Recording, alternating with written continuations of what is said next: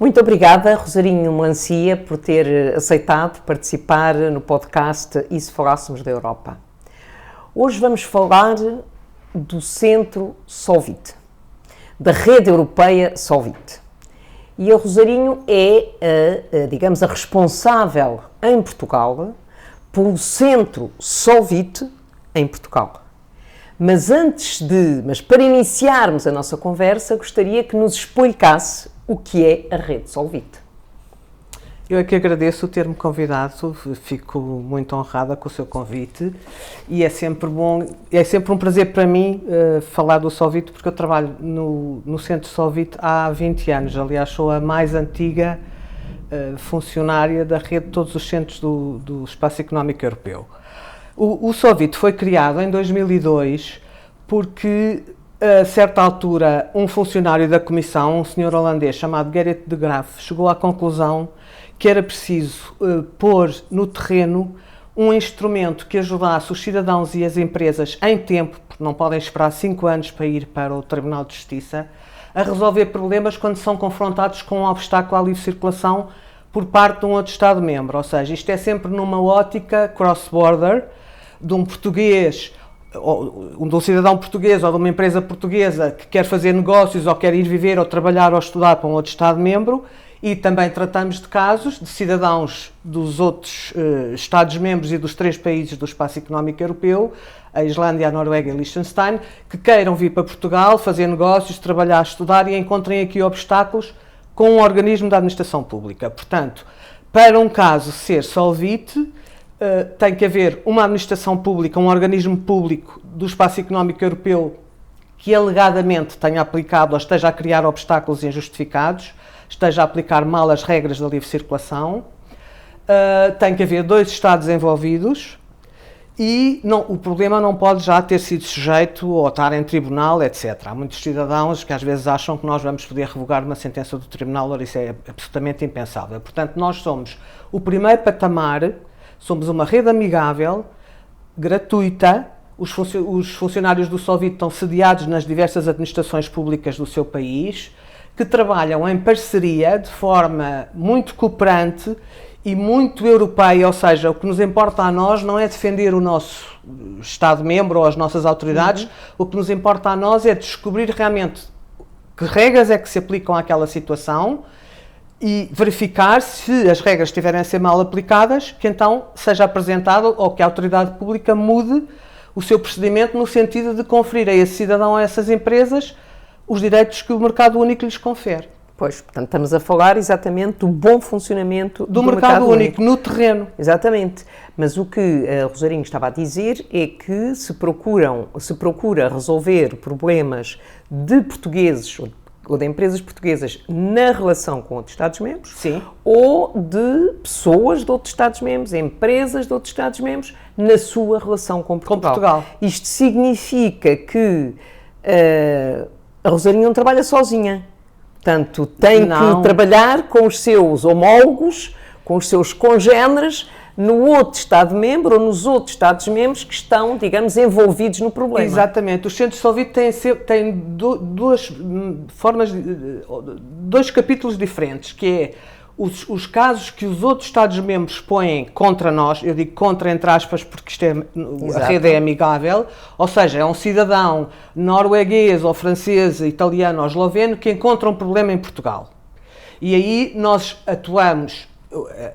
A Eslovénia, por exemplo, se o caso for contra nós, prepara o caso como sendo... Ou seja, o seu homólogo na Eslovénia, a quem o cidadão se dirigiu a colocar o problema, estuda o caso, verifica qual é a legislação aplicável àquele caso, insere numa base de dados, porque a pedra de toque ou eventualmente o grande sucesso do Solvit advém do facto de termos um instrumento de trabalho comum, que é a base de dados que a Comissão Europeia criou, onde todos os casos Solvit são inseridos, e temos uma língua comum, que também ao princípio foi difícil de convencer, sobretudo os países grandes, a aceitar que havia uma única língua de trabalho, que é o inglês, no Solvit, portanto todos falamos inglês, os casos são colocados em inglês, a descrição do problema e o legal assessment, portanto acaba por haver uma enorme transparência. Eu, se quiser, posso saber o que é que existe entre França e a Alemanha, por exemplo.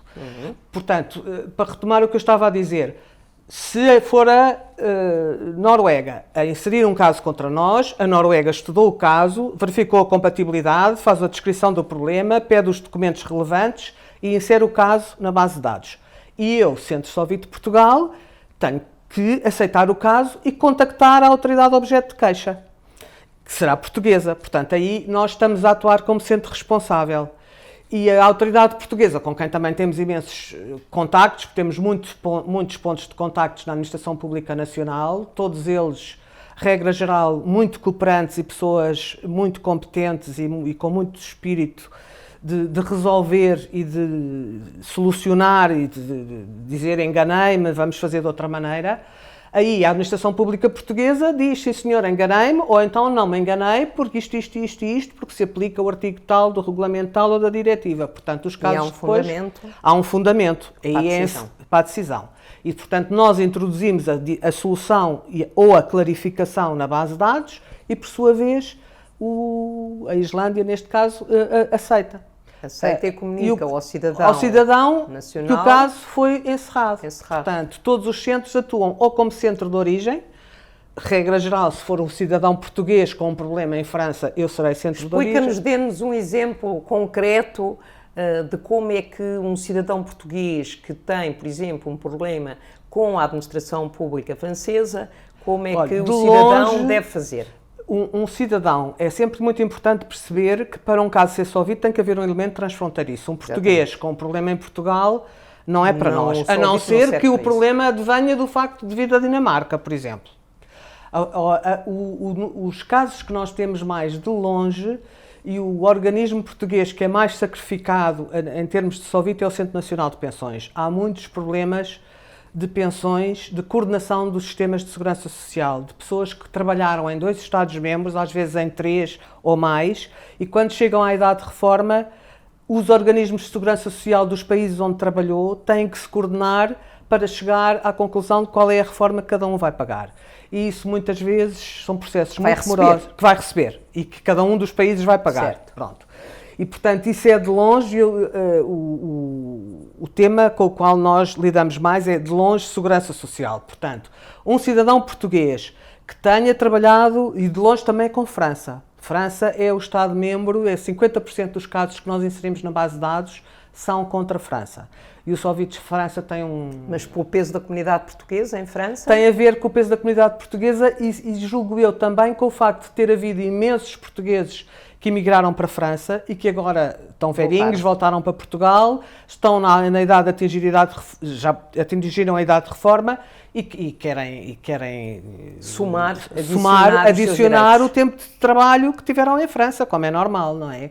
E às vezes já há problemas do arco da velha que ninguém se lembra, perdem as provas de vida, as cartas não chegam, a autoridade não responde e as pessoas ficam privadas sem saber porquê e sem conseguir resolver do seu meio de subsistência. Temos tido casos dramáticos. Uma vez houve uma velhinha que vivia exclusivamente de uma pensão de Itália do marido e as autoridades italianas cortaram-lhe a pensão de um dia para o outro. Ela estava sem receber nada e a viver de caridade há 4 meses, quando houve alguém mais novo que lhe disse faça queixa ao Solvit. E ela ficou tão contente porque o Solvit italiano também foi fantástico, nós explicámos, isto é uma senhora que está a passar mal, resolveram o caso dela numa semana e meia, acho eu. E a senhora ficou tão contente que mandou rezar uma missa pelo Solvit, imagina. Portanto, eu acho que o Solvit, e é uma das razões porque eu gosto tanto deste trabalho, é que nós fazemos a diferença na vida das pessoas, na vida real das pessoas que são confrontadas, porque a Europa é suposto os governos e a Comissão diz que não tem fronteiras, é tudo ir viver, trabalhar. O mercado interno, é lindo, é pessoas, bens, é o lado serviços, capitais, exatamente. É o lado cor-de-rosa. Nós temos um bocadinho o lado, que é com certeza a exceção, o que não funciona, mas o que é facto é que às vezes há problemas. A regra existe, tanto que existe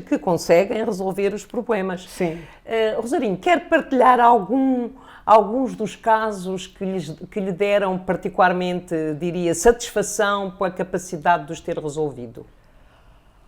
Olha, é muito difícil eu escolher um caso, porque há casos interessantíssimos. Eu podia ficar aqui várias horas a contar, que evidentemente não vou ficar, nem ninguém ia ter paciência de me ouvir. Mas há, por exemplo, um caso emblemático de uma rapariga portuguesa que me telefonou a chorar. Tinha ido para a Suécia ter com um namorado sueco. Ela estava à espera de bebê. E tinham combinado que ela ia ter com ele e que, entretanto, iam casar e que o bebê já nascia na Suécia. E, portanto, ela saiu daqui, fez tudo direitinho, porque às vezes as pessoas não fazem. Foi como job seeker, como pessoa à procura de emprego, levava os formulários todos certos, levava o cartão europeu de seguro-doença, tudo certo. Chegou lá e o bebê nasceu prematuro. Pronto, o bebê nasceu prematuro e ela, evidentemente, teve que ir para o hospital. O que aconteceu foi, depois, quando voltou para casa, o pai foi registar o bebê e o bebê foi registado com um nome completamente sueco, Jan qualquer coisa, não foi José Silva, era Jan... casou com ela, porque o bebê ficou no hospital um mês por ser prematuro, a mãe teve alta e o bebê ficou no hospital, e passado pouco tempo receberam em casa uma conta do hospital de 25 mil euros. E ela ligou-me a chorar, a dizer, eu estou desempregada, acabámos de ter um filho e o vencimento do meu marido não permite de maneira nenhuma, nós não vamos ter dinheiro para pagar estes 25 mil euros. O que o hospital sueco lhes disse é que o bebê, quando nasceu, não era sueco, que eu acho extraordinário. As coisas que às vezes dizem às pessoas, e portanto isto era um caso chocante de uma completa discriminação com base na nacionalidade, até para com o pai sueco, não Exatamente. É? Porque pelo facto de ter decidido ter um filho com uma mãe, mulher... não era filha do pai. Exatamente, exatamente. E, portanto, nós pedimos ajuda nestes casos mais complexos, porque aqui havia, do ponto de vista de segurança social, isto é complexo, porque havia os direitos próprios do bebê, os direitos de segurança social do pai e os direitos de segurança da mãe. E, portanto, pedimos ajuda à doutora Elizabeth Silveira, que sabe imenso de segurança social e que nós só incomodamos para casos especialmente difíceis. Portanto, nós inserimos o caso contra a Suécia muito bem fundamentado na rede Solvit, na base de dados, explicação do que é o problema e quais são as regras de segurança social que se têm que aplicar. E muito pouco tempo depois, o Solvit Suécia conseguiu que eles ficassem completamente isentos de qualquer tipo de pagamento, portanto essa dívida enorme de 25 mil euros foi retirada na íntegra e nem sequer as taxas moderadoras pagaram, porque a Suécia ainda por cima tem uma política fantástica de saúde e de incentivo à natalidade, portanto os jovens pais não pagam absolutamente nada, portanto isto é talvez um exemplo gritante. Quando o bom funcionamento do mercado interno levava a que, sendo ela uma cidadã de um país da União Europeia, tivesse os mesmos direitos no acesso ao sistema de saúde que qualquer cidadão sueco. E as mesmas regalias que o cidadão sueco. É isso que diz a legislação, as regras de funcionamento do mercado interno. Ainda por cima, sendo o pai do bebê sueco, portanto o próprio pai sueco estava a ser altamente prejudicado pelo facto de ter ousado ter uma criança com uma cidadã de um outro Estado-membro, perde as regalias que tem normalmente como sendo nacional sueco. E quais são as áreas onde surgem, já falou na segurança social, já falou na saúde, quais são as áreas... Reconhecimento de qualificações profissionais, temos imensa coisa também. Os países são muito... Sobretudo as ordens profissionais, não só as nossas, como as dos outros Estados-membros, são muitíssimo corporativos, acham sempre que no país deles os seus nacionais é que estão bem equipados e são os melhores e os outros são todos basicamente incompetentes e são de duvidar. Há muito esse espírito e é uma pena. E agora faço-lhe a pergunta ao contrário. E há cidadãos de outros países que têm esse tipo de problemas do reconhecimento das qualificações quando vêm trabalhar para Portugal? E sobretudo na área da saúde, que é uma coisa que ainda é mais paradoxal, porque nós temos muita falta de médicos e de enfermeiros. Eu sei que a área da saúde, e é normal que assim seja, é aquela onde o reconhecimento tem que ser mais cauteloso, exatamente porque está em causa a vida das pessoas, mas há entraves, às vezes há pouco conhecimento até da legislação aplicável. Mas é de parte a parte, também há imensos entraves. Tenho agora vários casos de médicos na Irlanda e portanto, também os outros... Não é só Portugal que cria entraves, sobretudo na área da saúde. Eu acho que devia haver formação de parte da Comissão, deviam destacar pessoas para ir informar, até porque eles próprios querem saber, não é? Eles não criam entraves porque são más pessoas ou porque são incompetentes. Eles criam entraves porque acham que estão a fazer o que é certo. Confiança. E, portanto, tem que ser... Ou falta dela. Ou falta dela. Portanto, isto é uma área complexa e devia haver formação relativamente ao reconhecimento de qualificações profissionais, sobretudo nas ordens profissionais. Nós temos alguns problemas também no Tribunal de Luxemburgo relativamente ao reconhecimento das qualificações. Mas então já falou Segurança Social, reconhecimento saúde, de qualificações, reconhecimento das qualificações, dupla tributação, acesso dos produtos ao mercado, acesso dos serviços ao mercado, troca de cartas de condução, de cidadãos que trocam de país e depois, quando a carta expira, não é obrigatório trocar a carta de condução, mas às vezes a carta pode expirar ou pode ser retirada por sanções, etc., e tem que ser trocada. O registro automóvel, que é sempre complicado.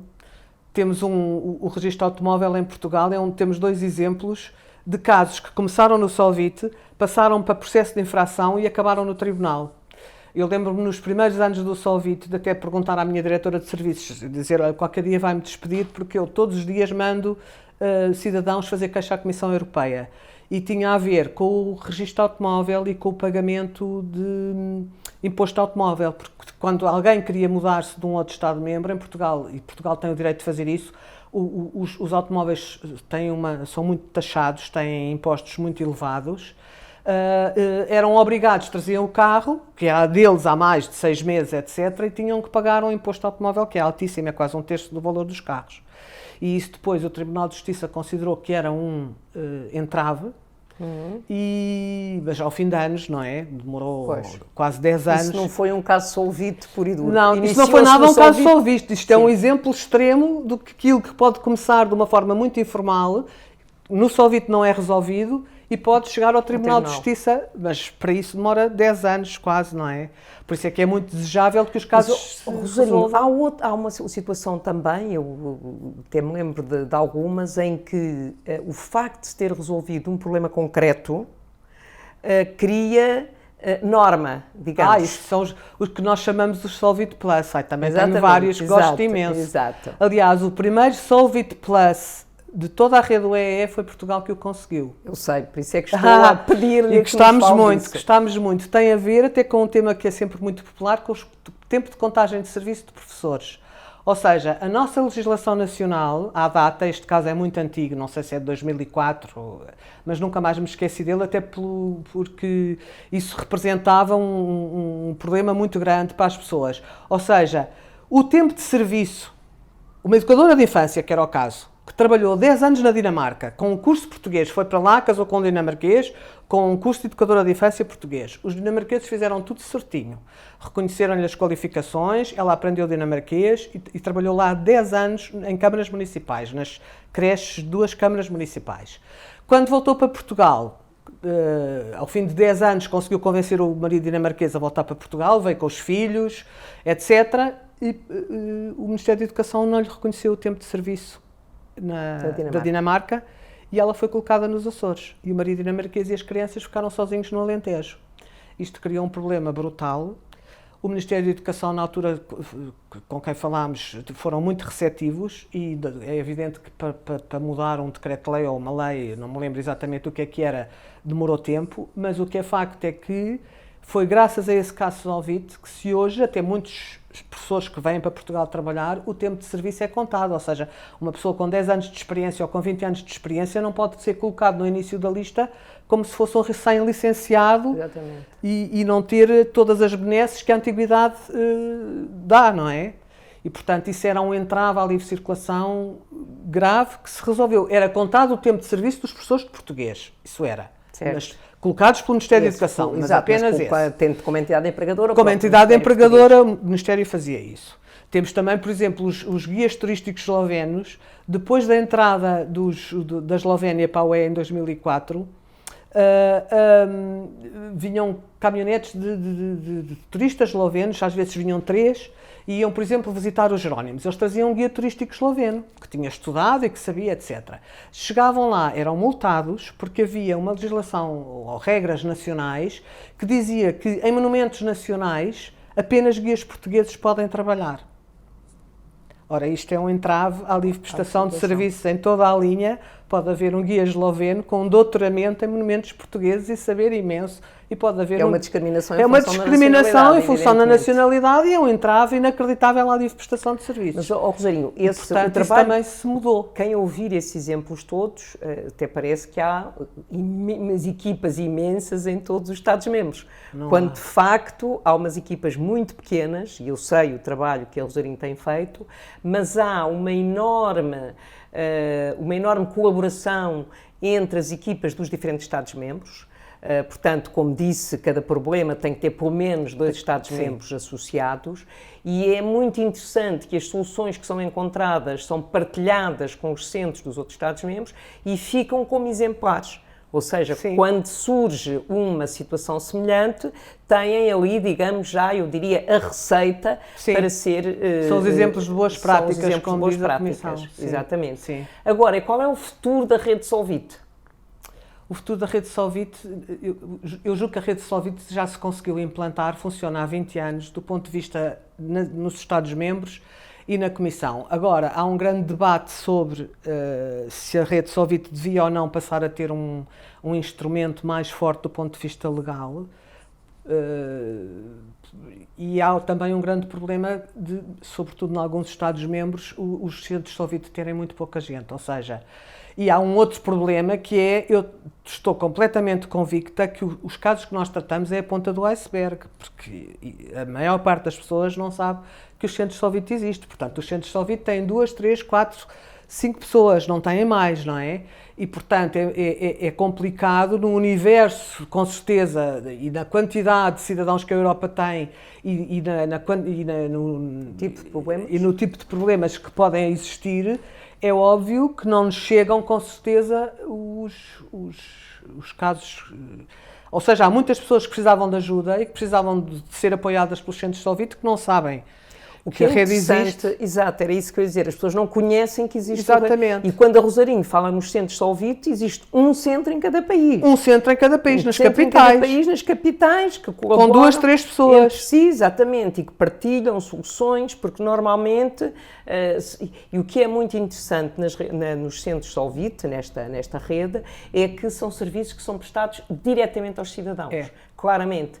Portanto, evidentemente que há muito poucos cidadãos que beneficiam destes serviços. Primeiro, desconhecem a rede Solvit e espero que quem vir este podcast fique a conhecer melhor a rede Solvit, mas é um instrumento muito interessante porque, como a Rosarinho dizia logo no início, resolve problemas pessoais em tempo. Em tempo. E é um processo de aprendizagem sistemática.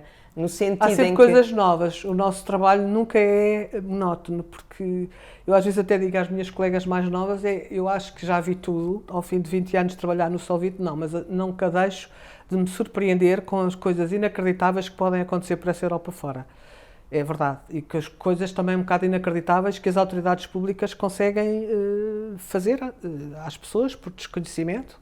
E a rede Solvit age fundamentalmente junto das administrações públicas, funciona como um intermediário, exatamente, junto das administrações públicas. Dizemos à administração pública, temos este caso, colocado isto quando nós estamos a atuar como centro responsável, o Solvit, a base de dados Solvit, que é um instrumento fantástico, que a Comissão monitoriza e também faz de Big Brother is watching you, portanto vem-nos dizer, digam lá o que é que se passa aqui, é um trabalho muito meritório, nós temos uma relação de trabalho ótima com a equipe Solvit da Comissão Europeia e com os outros centros. Acho que somos uma rede muito coesa e muito amiga, não é? E um bocadinho isolados, porque nós todos estamos um bocadinho isolados do resto das pessoas do sítio onde trabalhamos, porque temos um trabalho muito específico e muito dentro de nós próprios, não é? Mas agora perdi-me um bocadinho. Não, mas é isso, ou seja, nós temos sempre a ideia da burocracia do mercado interno, que existe imensa burocracia e esquecemos que existem instrumentos desta natureza que são muito ágeis ajudar. E que são muito ágeis. Posso lhe dar outro exemplo de uma rapariga, e isto é um caso de racismo que eu achei que não havia, não é, puro e duro. Uma rapariga portuguesa que nasceu no Congo, não tinha nacionalidade do Congo, a mãe era do Congo e o pai era português. O pai nunca a quis registar como cidadã do Congo, até por questões de... para lhe facilitar. Dele, não interessa. E, portanto, ela tinha nacionalidade portuguesa, filha de pai português, veio para Portugal muito nova, ela e os irmãos, fez a escola toda em Portugal e, a certa altura, foi viver para a Bélgica. Já vivia na Bélgica há 6 anos e quis adquirir nacionalidade belga. O assunto da nacionalidade não tem nada a ver com a Solvit, é uma legislação nacional, não tem nada a ver connosco. O que é que tem a ver connosco? E também foi um caso que nós conseguimos resolver e que a rapariga sozinha eu acho que nunca ia conseguir resolver. Quando ela se dirigia à comuna, na Bélgica, da área de residência, a entregar os documentos para pedir a nacionalidade, eles diziam-lhe: não aceitamos a sua certidão de nascimento portuguesa, vá ao Congo buscar uma. E ela disse-me a mim... Ela tinha passaporte português. Ela tinha passaporte português, nacionalidade portuguesa, não tem nacionalidade do Congo, portanto nunca poderia obter uma certidão de nascimento do Congo, porque ela não é nacional do Congo. E eles achavam que ela era, porque quando olhavam para a cara dela, tal como ela me diz, não sou branca, sou café com leite. E eu acho isto existe, e ela tentou várias vezes. E, portanto, apresentou um processo... Apresentou o caso ao Solvit, existe um regulamento sobre a aceitação pelos outros Estados-membros dos documentos oficiais, portanto, a certidão de nascimento portuguesa, que foi emitida quando ela nasceu no Congo, e que depois foi confirmada antes de apresentar a candidatura pela Embaixada de Portugal em Bruxelas, tinha que ser aceite, sem mais, pelas autoridades belgas. Era uma certidão de um Estado-membro da União Europeia. É uma Europeia. certidão de um Estado-membro da União Europeia que não pode ser recusado. E, portanto, a Rosarinho contactou o seu Solvit Bélgica, Solvit belga. Estudei o caso, vi qual era o regulamento aplicável, pus tudo na base de dados, descrição do problema, a legislação UE aplicável, clica, vai parar ao Centro Solvit Bélgica. O Centro Solvit Bélgica recebe, imprime os documentos, imprime o relatório do caso, com tudo o que Portugal escreveu, e contacta a comuna belga objeto de queixa. E depois fica a aguardar a resposta, à espera que a comuna belga mude procedimentos. E mudou. E mudou. E mudou, e ela conseguiu apresentar a sua candidatura, e para ela era especialmente importante ter nacionalidade belga, porque ela tinha um filho deficiente e tinha apoios lá para o filho que era muito doente, que não conseguia, infelizmente, ter em Portugal. E, portanto, e ela tinha direito, ela é belga. Ela tinha direito, sobretudo tinha direito. Sim, senhora Rosarinho, muito obrigada por ter partilhado connosco esses casos que resolveu, outros que não resolveu, evidentemente, mas muito obrigada por nos ter explicado o que é a Rede Solvit, o que é que a Rede Solvit e o Centro em Portugal pode fazer pelas pessoas e desejar que continue com o mesmo empenhamento nesta resolução de problemas pessoais muito concretos que têm uma implicação enorme na vida das pessoas. Muito obrigada. Obrigado, eu.